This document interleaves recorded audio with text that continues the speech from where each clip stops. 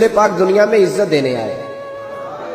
کنز الامال کی حدیث سنیں، حضرت عائشہ صدیقہ رضی اللہ تعالیٰ عنہ حدیث کی راوی ہیں، کہتے ہیں میں بیٹھی تھی حضور کی بارگاہ میں، دوپہر کا وقت حضور کے کیلولا کا وقت ہوتا تھا، اس وقت صحابہ نہیں آتے تھے، حضور دوپہر کو تھوڑا آرام کرتے تھے۔ اب تو ہم بڑے بہادر ہیں نا، بالخصوص محفلوں کے لوگ بڑے بہادر ہیں، بڑے دلیر لوگ ہیں، 3 بجے سو کے بھی فجر جماعت سے پڑھ لیتے ہیں، یہ دلیری ہے نا جی۔ حالانکہ بڑا مشکل ہوتا ہے 1-2 بجے سو کے سویرے فجر کی نماز ہے، لیکن میں دلیر سمجھتا ہوں کہ جو بندہ 2 بجے سوئے پھر فجر پڑھ لے، یہ اس کی دلیری ہے۔ یا پھر شب زندہ دار ہوتے ہوں گے، ساری رات جاگتے ہوں گے، یہی ہو سکتا ہے۔ نبی کریم علیہ السلام عشاء کے بعد سو جاتے تھے اور پسند کرتے تھے عشاء کے بعد سونا۔ فجر میں حضور تہجد کے وقت بیدار ہوتے تھے، اور تہجد پڑھنا حضور کی دائمہ اور متواترہ سنت ہے۔ دعا کرو میلاد کی محفلوں میں تہجد کے فضائل بھی بیان ہونے شروع ہو جائیں، آمین تو کہہ دو۔ یہ بھی نبی پاک کی سنت ہے، میٹھائی کھانا صرف حضور کی سنت نہیں، تہجد کی نماز دائمہ متواترہ سنت ہے نبی پاک علیہ السلام، ہمیشہ پڑھی نبی کریم نے۔ تو صبح جلدی اٹھ جاتے تھے۔ اب نیند کی وہ جو کمی انسانی طبیعت میں رہ جاتی ہے، اس کے لیے امت کے لیے اسوہ چھوڑنے کے لیے حضور دوپہر کو آرام کرتے تھے۔ حضرت عائشہ صدیقہ رضی اللہ تعالیٰ عنہ فرماتے ہیں اس وقت بالعموم صحابہ نہیں ملنے آیا کرتے۔ سمجھ آ رہی ہے میری باتوں کی؟ صحابہ اس وقت ملنے نہیں آتے تھے، ان کو پتا تھا یہ حضور کے آرام کا وقت ہے۔ کہتے ہیں ایک بوڑھی خاتون ایک دن آ گئی دوپہر کو، عام روٹین میں لوگ نہیں آتے تھے، وہ آئی، اس کے ہاتھ میں چھڑی تھی، لاٹھی پکڑی تھی، اس نے دروازے پہ دستک دی۔ جب میں نے پوچھا کون ہے تو وہ عورت بولی، توجہ کرنا بات ہے، حضور آرام کر رہے تھے، کہتے ہیں وہ عورت جب بولی نا، اللہ کے محبوب چارپائی پہ اٹھ کے بیٹھ گئے، اس کی آواز کانوں سے ٹکرائی، حضور اٹھ کے بیٹھ گئے۔ دروازہ کھولا، وہ خاتون اندر آئی تو بڑی دنیا آتی تھی، پر جس انداز میں نبی پاک نے اس کا استقبال کیا ایسا کم ہوتا۔ حضور کھڑے ہو گئے، پھر محبوب پاک نے بٹھایا، پھر حضور علیہ السلام کی میں آنکھوں کا حسن اور روشنی دیکھ کے اندازہ کر رہی تھی کہ اس کے آنے سے حضور بڑے ہی زیادہ خوش ہیں، نبی پاک بڑے خوش ہیں۔ اللہ کے محبوب نے کھجوریں دیں، سرکہ دیا، دیر تک حضور ان کی باتیں سنتے رہے۔ حضرت عائشہ صدیقہ کہتی ہے محب ہو کے محبوب نے، کنز الامال میں حدیث موجود ہے، محب ہو کے محبوب نے باتیں سنی، تسلی سے باتیں سنی، خوش ہو کے سنی۔ 2 قسم کے مہمان آتے ہیں نا، ایک مہمان فون کرتا ہے تو بندہ کہتا ہے میں کوئی نہیں گھر، پھر کبھی آنا، اور ایک مہمان ایسا ہوتا ہے جسے بندہ کہتا ہے اتنی بھی جلدی کیا ہے، ذرا ٹھہر جائیے، تھوڑا رک جاؤ، چائے بن رہی ہے۔ کس میں ہوتی ہے مہمانوں کی؟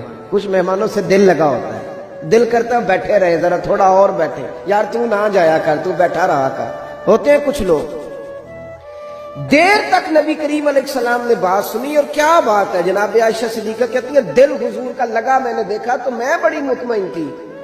اس خاتون نے کہا کہ اب میں نے جانا ہے۔ لگ رہا تھا کہ حضور چاہتے ہیں ابھی رکے، لیکن اس نے جب کہا نہ جانا ہے تو حضور نے فرمایا ٹھیک ہے۔ جب وہ جانے لگی تو حضور نے تحائف جمع کیے، اور جناب بلال حبشی کو فرمایا ان کے ساتھ جاؤ اور چھوڑ کے آؤ۔ جناب عائشہ صدیقہ رضی اللہ تعالیٰ عنہ فرماتی ہیں پھر وہ دیکھیں حضور عزت کس طرح دیتے ہیں، کہتے ہیں وہ خاتون چلی گئی، میرا خیال تھا کہ حضور اب مسجد جائیں گے، جب رات کو آئیں گے نا بعد عشاء تو پھر پوچھوں گی حضور یہ کون تھی، لیکن محبوب تو گئے نہیں، لیٹ گئے۔ میں اٹھ کے قدموں میں بیٹھی تو حضور کی مقدس آنکھیں کھلی ہوئی، میں نے عرض کی حضور یہ کون خاتون تھی، اور میں نے آپ کو تھوڑا انفرادی دلچسپی لیتے دیکھا، حضور کون تھی؟ جب میں نے پوچھا تو حضور کی آنکھوں میں آنسو چمکنے لگے، حضور اٹھ کے بیٹھے اور فرمانے لگے عائشہ یہ میری پہلی زوجہ ختیجہ الکبریٰ کی سہیلی تھی، یہ ختیجہ کی سہیلی تھی، اور فرمایا جب ہم مکے میں رہتے تھے تو یہ آیا کرتی تھی، ختیجہ اس کا پرتک پاک استقبال کرتی تھی، اسے کھجوریں کھلاتی تھی، دودھ پلاتی تھی، پھر یہ باتیں سناتی تھی تو ختیجہ اس کی باتوں کا جواب دیتی تھی۔ فرمایا آج اس کی آواز کانوں سے ٹکرائی ہے تو ساری یادیں پھر سے تازہ ہو گئی ہیں۔ فرمایا میں نے اس کے ساتھ وہی سلوک کرنا چاہا ہے جو فاطمہ کی اماں کرتی تھی، میں نے وہی عزت دینی چاہیے جو وہ دیتی تھی۔ اور حدیث کا آخری جملہ اتنا شاندار ہے کہ اس جملے کو یاد کر لے تو دستور بن جائے ہمارے لیے۔ محبوب نے فرمایا عائشہ حسن العہد من الایمان، تعلق اچھے طریقے سے نبھانا یہ بھی ایمان کا حصہ ہے۔ حسن العہد من الایمان، اچھے طریقے سے تعلقات نبھانا، وعدے نبھانا، عہد نبھانا، یہ بھی ایمان کا حصہ ہے۔ بھائیو، حضور نے عزت دی، نبی کریم نے وقار دیا، حضور ہر آنے والے کو عزت دیتے، احترام کرتے۔ ہمارے ہاں نا ایک بات چلتی ہے، میری طرح جو لوگ پیر کہلانے لگتے ہیں یا مولوی کہلاؤں، ان کا ایک بات چلتی ہے، کہتے ہیں میں کیسے جاؤں، میں تو کنواں ہوں، تو پیاسے خود آئیں، میں خود جاؤں جا کے کسی کو۔ ہمارے ہاں بھی اشتہار چھپتے ہیں، دروازہ دستک دے کے کوئی دعوت نہیں دیتا کہ آج محفل ہے آ جانا، یہ رواج نہیں ہے ہمارا۔ حالانکہ اشتہار چھپانا تو بدعت ہے، چلو بدعت حسنہ کر لیں، یہ الگ بات ہے کہ اس والی بدعت پر مولوی کوئی نہیں بولے گا، چونکہ سب کے نام لکھے ہوتے ہیں نا، ان کے بھی لکھے ہوتے ہیں، لہذا اس بدعت کا ذکر نہیں کرتے۔ حالانکہ حضور کے زمانے میں اشتہار، صحیح بات کہہ رہا ہوں، اس کا نام نہیں لیں گے، چونکہ ان کا بھی موٹا کر کے لکھا ہوتا ہے نا اشتہار پہ نام، تو فائدہ ہے، اس کا ذکر نہیں کریں گے۔